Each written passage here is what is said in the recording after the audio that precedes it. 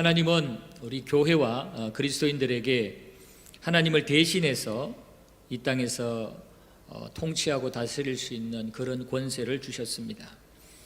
하나님의 창조 원리를 살려서 또 하나님의 말씀에 합당하게 우리는 이 땅을 살아가고 또 나 자신만 그렇게 사는 게 아니라 내가 속한 가정이나 또는 지역이나 민족이나 국가나 전 세계가 하여튼 내가 살고 있는 그 영역에서 최대한으로 하나님의 다스림을 받는, 하나님이 살아계심이 드러나는 그러한 삶을 적극적으로 살 수 있도록 하나님은 우리에게 이런 특별한 권세를 주셨습니다.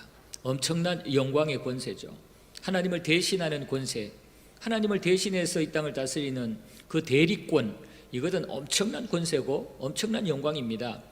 그런데 참 안타깝게도 오늘날 많은 교회와 성도들이 이 엄청난 영광의 권세를 잊어버리고 있고 그것을 제대로 활용하지를 못하고 하나님 앞에 충성하지를 못하는 게 문제입니다. 하나님께서는 이렇게 우리에게 특별한 영광의 사명, 이 권세를 주시고는 그냥 뒷짐지고 계시는 게 아니고 그 사명을, 권세를 잘 감당할 수 있도록 항상 지켜보시면서 적절한 때에 개입하셔서 필요한 부분들을 충족시켜 주시고 또 공급해 주십니다. 언제든지 하나님은 우리에게 개입하셔서 우리 한계가 드러나거나 또 악한 원수의 세력들이 방해할 때 하나님은 반드시 개입하셔서 우리로 하여금 그 하나님의 대리권을 잘 행사할 수 있도록 해주세요. 이것이 하나님의 우리를 향한 놀라운 계획이고 하나님의 뜻인데, 우리는 스스로 무너지거나 또는 스스로 이 하나님의 주신 놀라운 은혜와 특권을 잊어버리고 그냥 엉뚱한 세상 속에 묻혀서 살아가니 이게 참 안타까울 뿐입니다. 저는 우리 연합교회와 우리 모든 성도들이 이런 하나님의 대리권, 하나님 주신 이 통치권, 영권을 가지고 이 땅에서 우리는 개인적으로든 또 교회 공동체적으로든 하나님의 영광 드러내는 그 사명 제대로 감당할 수 있게 되기를 원합니다. 그리고 그런 사명 감당할 수 있도록 하나님께서 때를 따라 때마다 일마다 개입하시고 간섭하여 주시고 역사해 주실 것을 축복합니다. 여러분, 이 권세를 꼭 살리시기 바랍니다. 이 권세 꼭 감당하시기를 바랍니다. 그래야 나중에 우리가 하나님 앞에 섰을 때 할 말이 있어요. 하나님 앞에서 우리는 이 땅에서 육체적인 욕구와 쾌락 추구하며 이 땅의 유행풍조 따라 살다가 왔습니다. 그 말 어떻게 보고합니까? 그 말 어떻게 우리가 말씀드립니까? 우리는 하나님 앞에 섰을 때 하나님께서 원하시는 그 하나님 대신해서 하나님 살아계심과 또 하나님의 말씀과 그 원칙에 순종하며 살도록 하기 위해서 제가 이렇게 했습니다, 저렇게 했습니다. 5달란트, 2달란트 받은 종과 같이 그런 아주 건전한 하나님의 뜻에 주인의 마음에 딱 들어맞는 보고를 할 수 있어야 될 거 아니에요? 1달란트 받은 종처럼 엉뚱한 보고하고 전혀 주인의 뜻에 합당하지 않는 그런 이 땅에서 내 마음대로 살던 그 보고하다가 나는 네가 누군지 도무지 모르겠다 그러면 어떡하겠어요?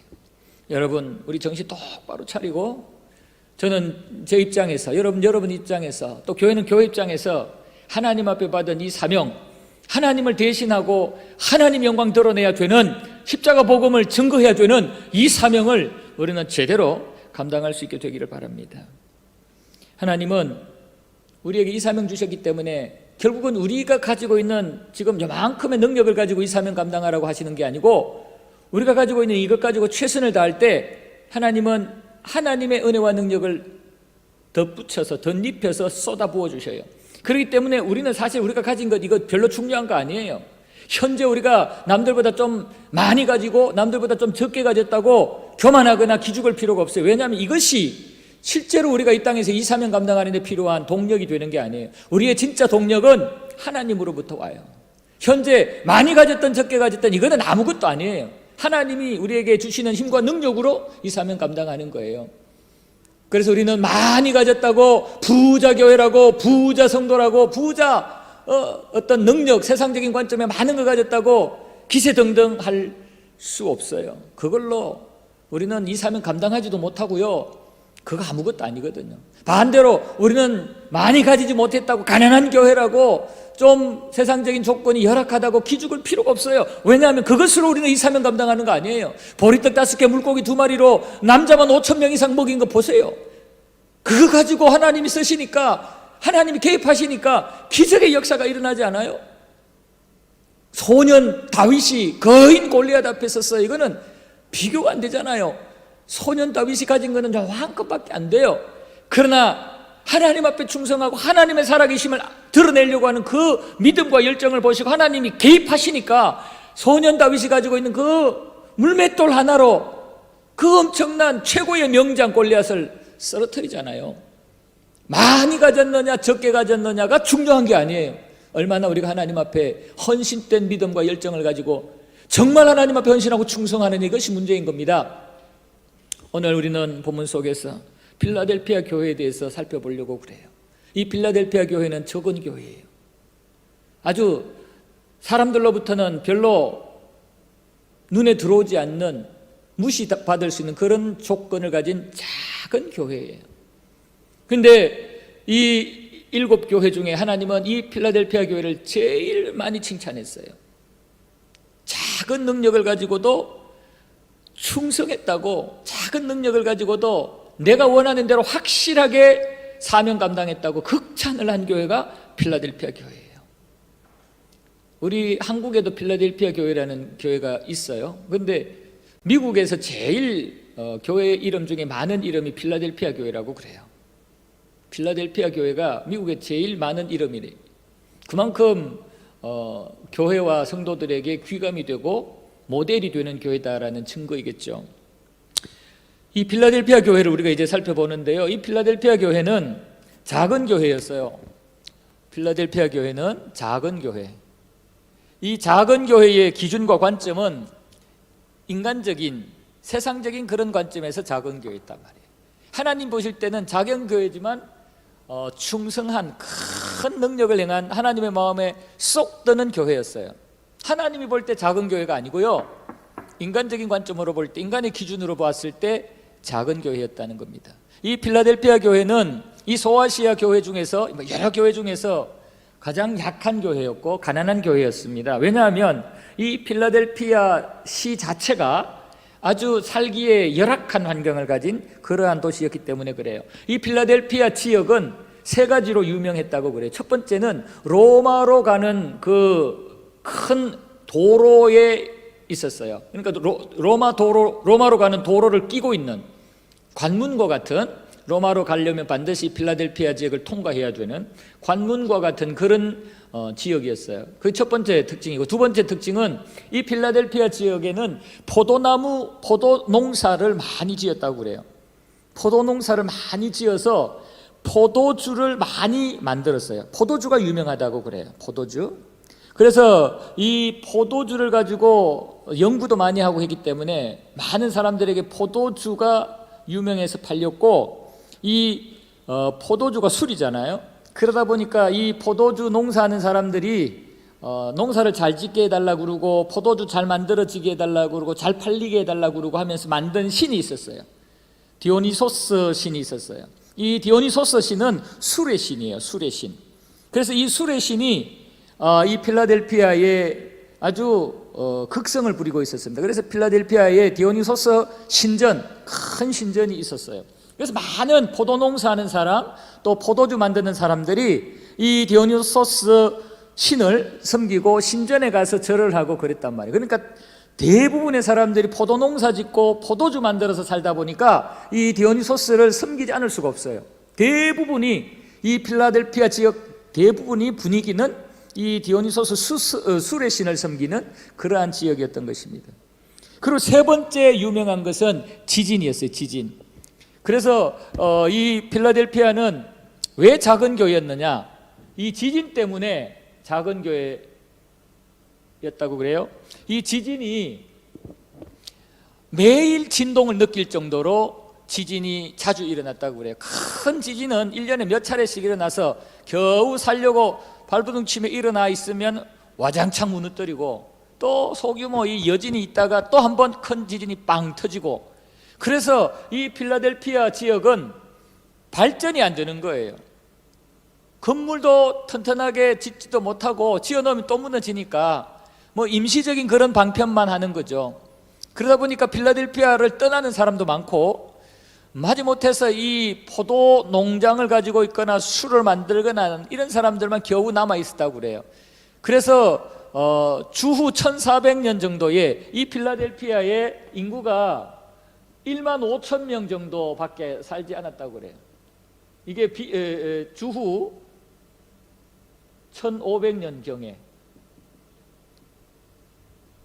1만 5천 명 정도가 필라델피아 지역에 살았다고 그래요. 그러니까 지금 이 요한계시록을 쓸 당시는 약 1300년 전이거든요. 이때보다 1만 5천 명 있을 때보다 1300년 전에 지금 요한계시록이 써졌으니까, 그러니까 약 1300년 전에는 얼마나 사람들이 적었을까요? 1만 5천 명이 1500년대에 살았으니까 1300년 전에는 뭐 정확한 숫자는 모르겠지만 추측할 수 있잖아요. 아주 적은 숫자가 필라델피아 지역에 가난하게 살고 있었습니다.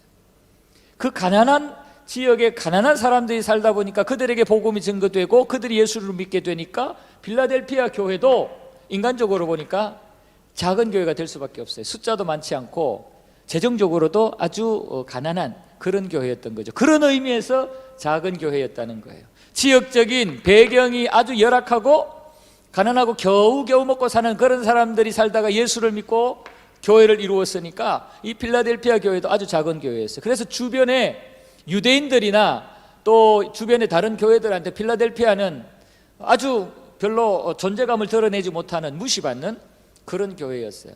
특히 필라델피아에 있는 유대인들은 다른 유대 공동체에게 굉장히 무시를 당하는, 유대인들도 무시를 당하는 그런 지역이었다는 겁니다. 그래서 필라델피아 교회 인간적으로는 굉장히 소망이 없는, 많은 사람에게 별로 희망이 없고 신뢰를 줄 수 없는 그런 교회였다라는 것입니다. 그러나 이러한 상황 속에, 지역의 열악한 환경 속에 살아도 이 필라델피아 교회가 기죽거나 또는 포기를 하지 않았다라는 겁니다. 두 번째 우리가 생각해야 될 것은, 이런 필라델피아 작은, 사람들에게는 무시당하고 관심이 없었지만 그런 필라델피아 교회가 기죽거나 포기하지 않았다는 거예요. 무엇에 기죽지 않았냐? 바로 불신앙자들의, 교회를 핍박하는 자들의, 또 잘난치 않은 세상 사람들에게 기죽지 않았다는 거예요. 가난하다고 기죽지 않았고 작은 교회라고 기죽지 않았다는 거예요. 사람 많이 모이지 않는다고 기죽지 않았다는 거예요. 뭘 포기하지 않았느냐? 그들은 예수님을 포기하지 않았다는 거예요. 주변의 사람들이 너희들이 예수 믿어가지고 잘 된 게 뭐냐? 예수 믿어가지고 너희들이 부자가 됐냐? 예수 믿어가지고 너희가 세상에서 어떤 권력을 가지고 좀 남들이 볼 때 존경받고 잘 됐다고 부러움을 살 만한 그런 결과들이 있냐? 별의별 소리를 하더라도 예수를 포기하지 않은 거예요. 작은 교회였지만 삶의 환경은 상당히 열악하고 힘들었지만 그들은 기죽지 않았고 그들은 포기하지 않았어요. 예수를 포기하지 않았어요. 여러분, 우리에게 신앙생활의 생명은 이거예요. 신앙생활의 생명은 주변의 사람들에게 욕을 먹고 주변의 사람들에게 공격을 당하고 오해를 받고 여러 가지 불이익을 당하고 미움을 받아도 핍박을 받아도 기죽지 아니하고 포기하지 않는, 이것이 신앙생활의 생명이에요.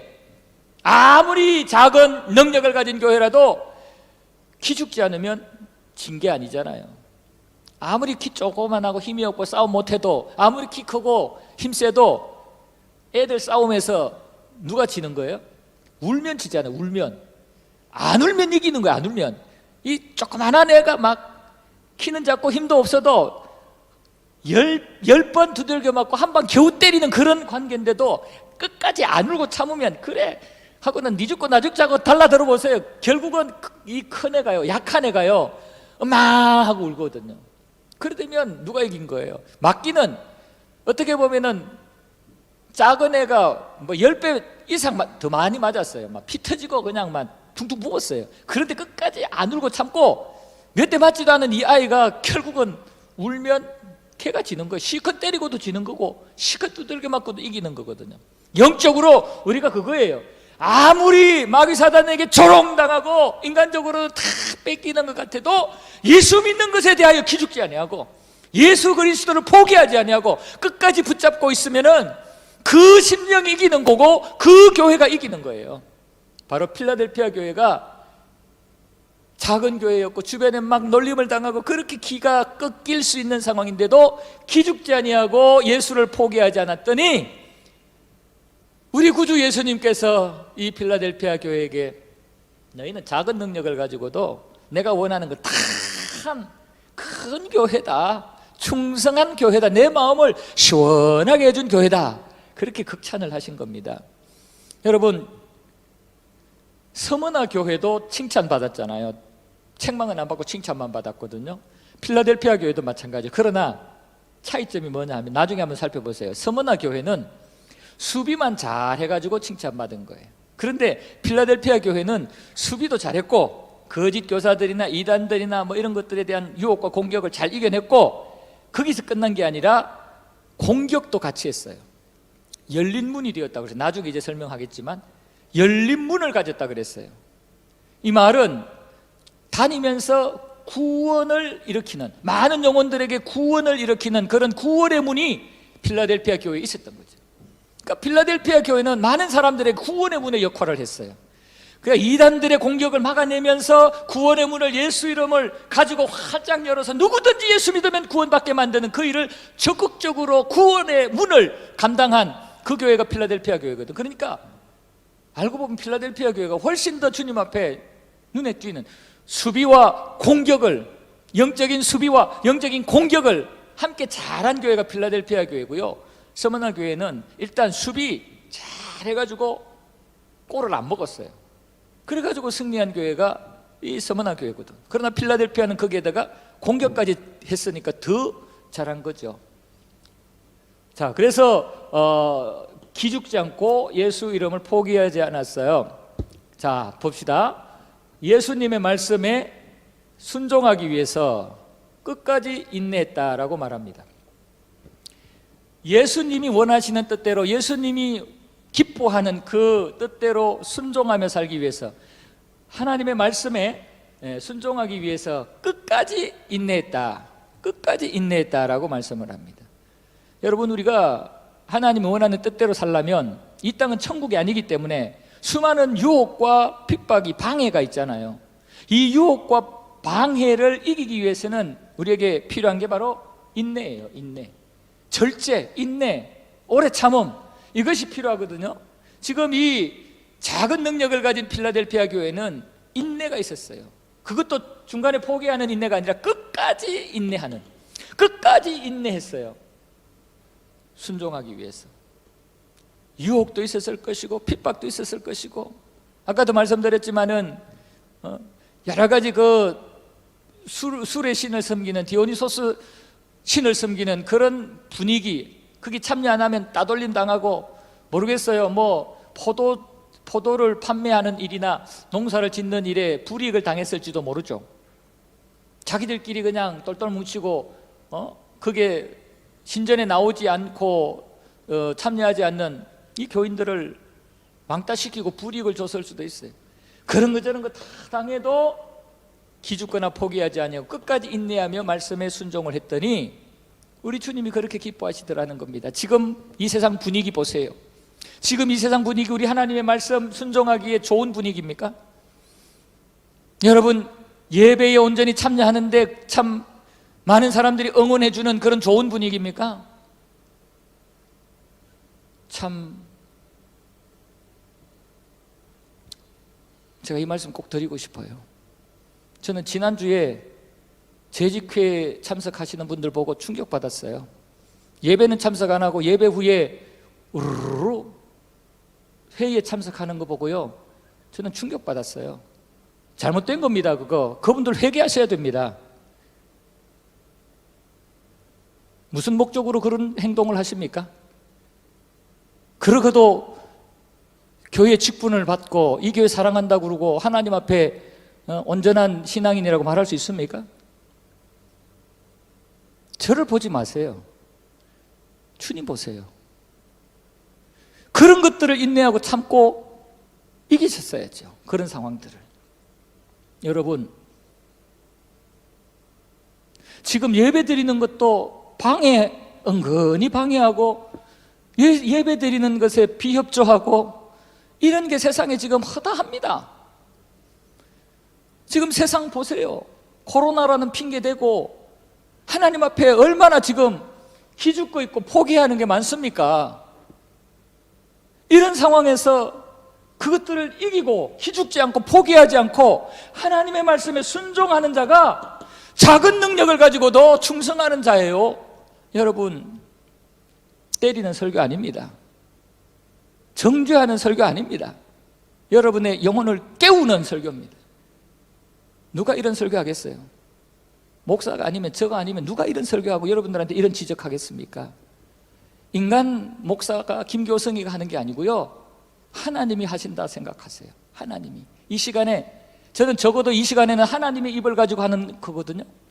하나님의 말씀이라 생각하시고 제발 인본주의 빠지지 말고 인간적인 생각하지 말고 하나님 앞에서 정신을 우리가 차려야 됩니다. 필라델피아 교회 보세요. 그 열악한 환경 속에서 기죽지 않고 끝까지 인내하면서 하나님의 자녀답게 예수 복음을 받은 자답게 순종하려고 몸부림을 치잖아요. 지금 열악한 환경에서 여러분 이렇게 일어서 주세요. 한국교회에 지금 이 코로나 상황에서 부흥하는 교회가 있대요. 부흥하는 교회가, 예배 숫자가 더 많아지는 교회가 있대요. 다른 교회들은 어떻게 하면 안전하게 또는 뭐 세상의 미움을 받지 않고 어떻게 할까, 그런 거 연구하고 그렇게 질질 끌려다니고 기죽어 있는데, 한국교회에 지금 부흥하는 교회가 있대요. 제가 그 교회를 알아요. 직접 제가 들어요.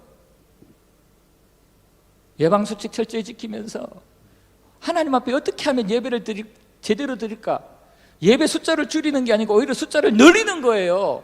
만약에 5천 명이 예배를 드렸는데 숫자가 예배 제한되어 있다, 그러면은 예배 횟수를 늘리면 되잖아요. 하루 5번 드리던 걸 하루에 10번 드리면 되잖아요. 10번 드리고 그 10번 중에 나오시면 되잖아요. 방법은 여럿 있어요. 하나님 앞에 우리가 최선을 다할 수 있는 방법은 여럿 있어요. 우리는 이 말세 때 점점 기죽이고 포기하게 만드는 분위기 속에서 우리는 목숨 걸고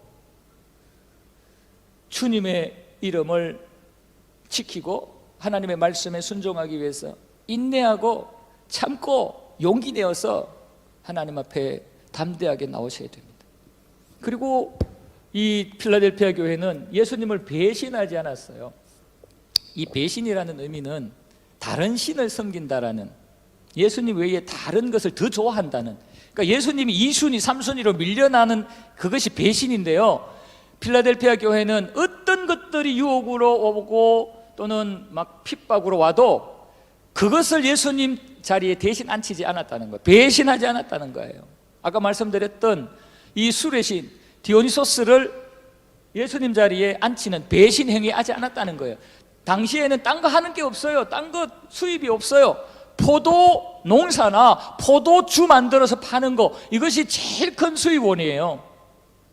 그렇기 때문에 이들은 어떻게든 포도 농사가 잘 돼야 되고 어떻게든 이 포도주가 잘 만들어져서 잘 팔려야 돼요. 그래야 먹고 살아요.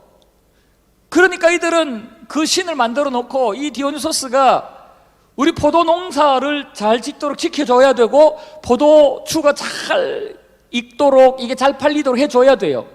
그렇기 때문에 날마다 그 신전에서 제사를 드려야 되고, 가능하면 모든 포도원 농사 짓는 사람, 술 만드는 사람들이 다 참여해야 되는데, 이 필라델피아 교회 교인들이 거기에 협조하지 않고 거기에 참여하지 않으면 얼마나 눈총을 받겠습니까? 뭐가 잘못되면 야, 니들이 참여 안 해서 그래, 니들이 우리 디온소스 신을 섬기는 그 제사에 참석하지 않아서 그래, 니들이 책임져, 니들 때문이야, 이런 소리 안 들리겠어요? 지진이 많았다 그랬잖아요. 지진이 자주 일어났다 그랬는데 이 지진 때문에 농사가 망쳐지고 또는 뭐 포도주 창고가 무너지고 뭐 그런 혹시 피해가 생기면 야, 니들 때문에 그래, 니들이 보상해, 니들이 이 신제사에 참석 안 해서 그래, 니들이 책임져, 물려내, 이런 저런 소리 안 들렸겠어요? 그럼에도 불구하고 배신하지 않았습니다. 할렐루야. 이것이 믿음이고 이것이 신앙이고 우리 하나님 이걸 원하는 거 아니겠어요? 주님은 주님 배신하지 않는 거, 이걸 원해요.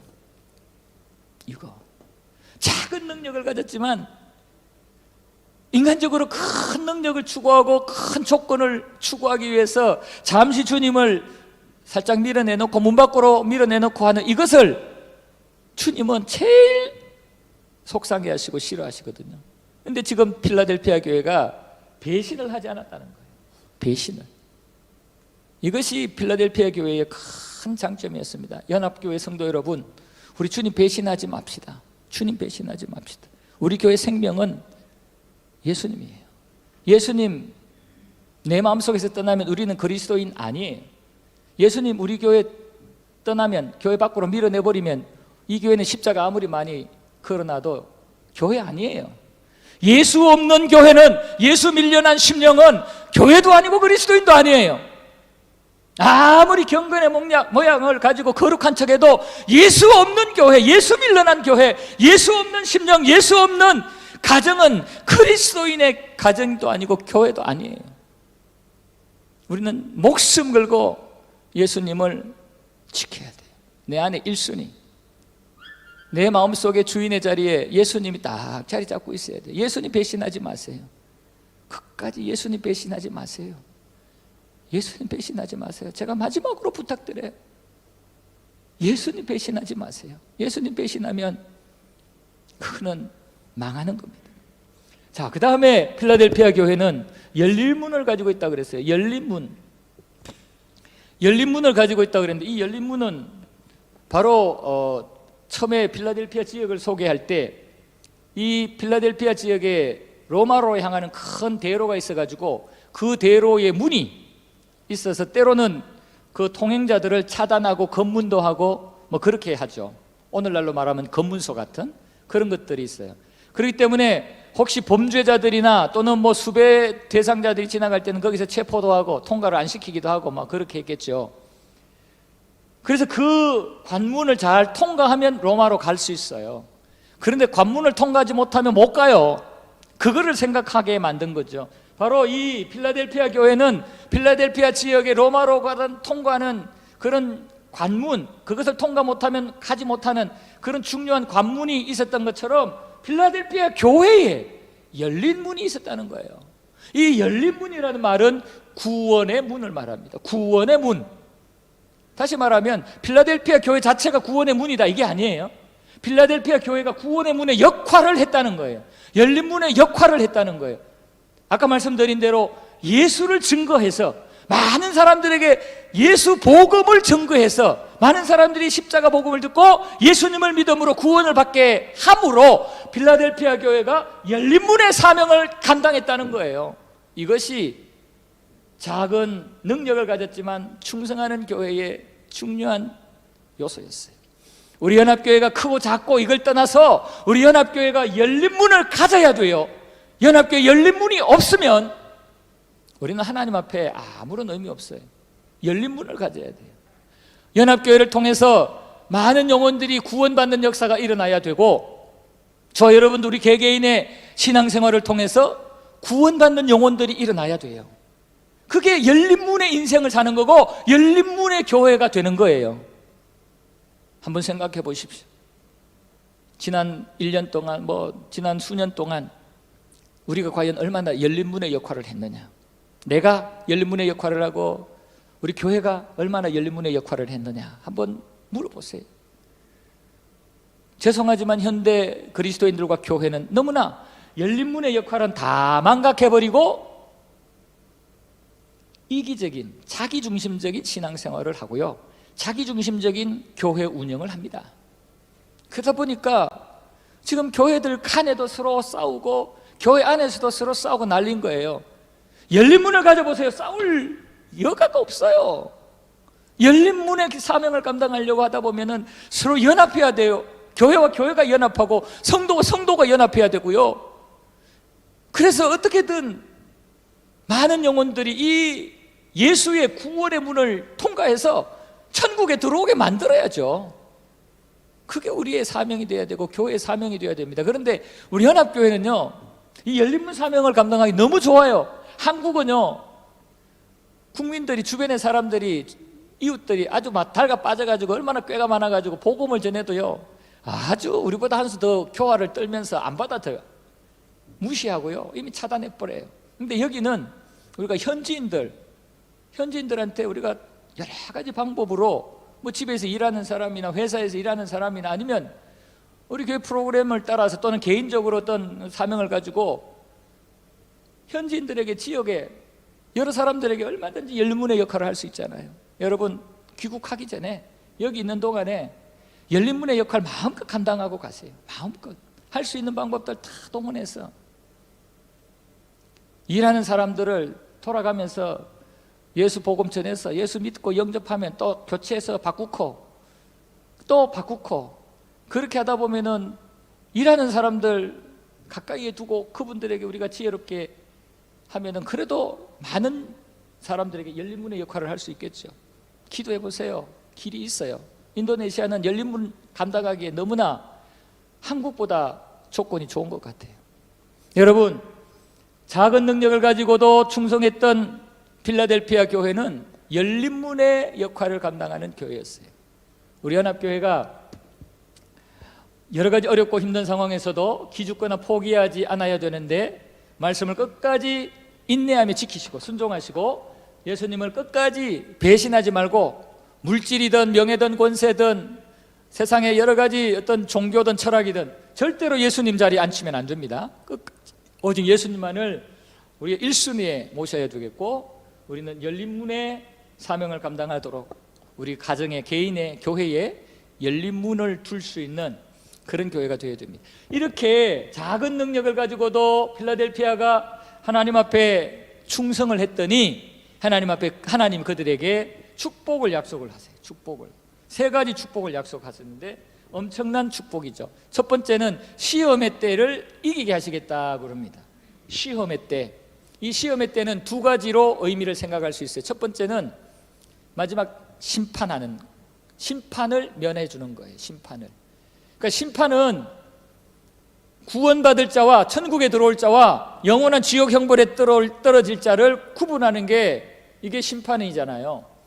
그 심판을 면해 주겠다는 것은 우리로 지옥에 떨어지지 않게, 심판에서 영원 형벌에 불못에 떨어지지 않게 해주겠다는 그런 말씀입니다.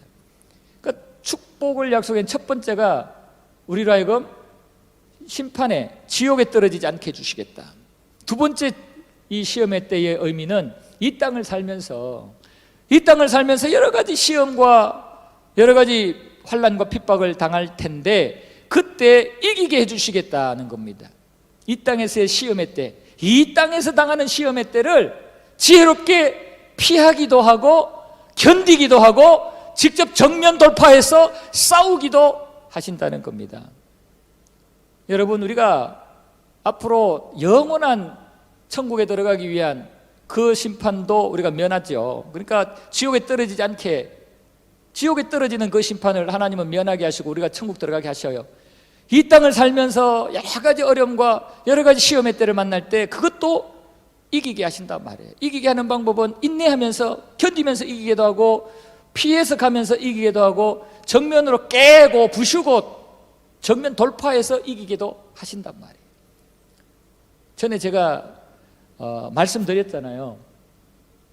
우리가 어떤 문제를 당하면 이 문제를 해결하는 여러 가지 방법이 있다 그랬잖아요. 가다가 문제를 당했어요. 그럴 때 그냥 여기서 인내하며 기다리는 그런 케이스가 있고, 문제를 만났어요. 근데 이 문제를 우회해서 지나가는 케이스가 있고, 문제를 만났어요. 그냥 정면으로 깨고 통과하는 케이스가 있어요. 이게 바로 시험의 때를 이기는 케이스예요. 그러나 시험의 때를 지는 케이스는 문제를 만났을 때 가다가 문제를 만났어요. 포기하고 다시 돌아오는 거, 이거는 지는 거예요. 우리는 이거 포기하면 돌아오면 이건 안 돼요. 기다리다가 열릴 때까지 기다리다가 이겨내는 거고요. 우회해서, 이건 타협이 아니에요. 우회해서 하나님 주신 지혜로 가는 방법, 정면으로 돌파해서 가는 방법, 이것이 바로 시험의 때를 이기게 하신다는, 이 땅에서 시험을 당할 때 시험의 때를 이기게 하신다는 말씀입니다. 여러분, 이거든 하나님께서 우리에게 주시는 지혜를 가지고 하면 그게 이기는 거예요. 그리고 성전의 기둥이 되게 하시겠다 그랬습니다. 성전의 기둥. 말씀드렸잖아요. 이 필라델피아 지역은 지진이 하도 많이 일어나가지고 기둥의 역할이 굉장히 중요해요. 그래서 다른 안전한 지역엔 기둥을 2-3개 세웠다면 이 필라델피아에는 서너 개, 너댓 개가 필요하고요. 기둥의 굵기도 안전한 데는 요만한 굵기라면 필라델피아 지역에는 이만한 굵기의 기둥이 필요해요. 그만큼 필라델피아 지역에는 기둥의 역할이 중요하다라는 말인데, 성전의 기둥이 되게 하겠다 이 말은 성전을 지키고 또 하나님의 나라에 그만큼 강력하게 든든하게 일을 하는 그런 일꾼으로 인정해 주겠다. 이게 축복의 약속입니다. 작지만 충성하는 교회는 하나님 앞에 기둥 같은 그런 사명 감당케 하십니다. 그런 기회를 얻어요. 여러분, 하나님의 나라에서 성전에서 기둥 같은 역할 감당하기를 바랍니까? 너는 있어도 그만 없어도 그만, 넌 조용히 있어, 이런 대우받기를 원하십니까? 우리 기둥들 돼야 되죠. 자카르타닌 연합교회 하나님 나라의 기둥 돼야 되잖아요. 야긴과 보아스와 같은 성전을 딱 버티고 견디는 기둥 돼야 되잖아요. 우리 교회 지금 양쪽에 있는 이게 그 기능 아니에요? 그 어떤 상징성 있는 거 아니에요? 지금 우리 교회도 양쪽에 기둥들이 상당히 많이 박혀 있어요. 여기가 지진이 많기 때문에 이렇게 상당히 많이 세워놓은 거 아니에요? 하나님 나라의 말세가 될수록 하나님 나라를 뒤흔드는 악한 영들의 역사와 공격이 많아요. 이럴 때 하나님 나라의 기둥 같은 일꾼이 필요하고 기둥 같은 교회가 필요해요. 바로 적지만 충성하는 교회가 그 역할을 한단 말이에요. 연합교회가 그 역할을 해야 되지 않겠어요? 여러분들이 그 역할을 해야 되지 않겠어요? 그리고 마지막에 하나님의 이름, 새 예루살렘의 이름, 주님의 새 이름을 주시겠다 부릅니다.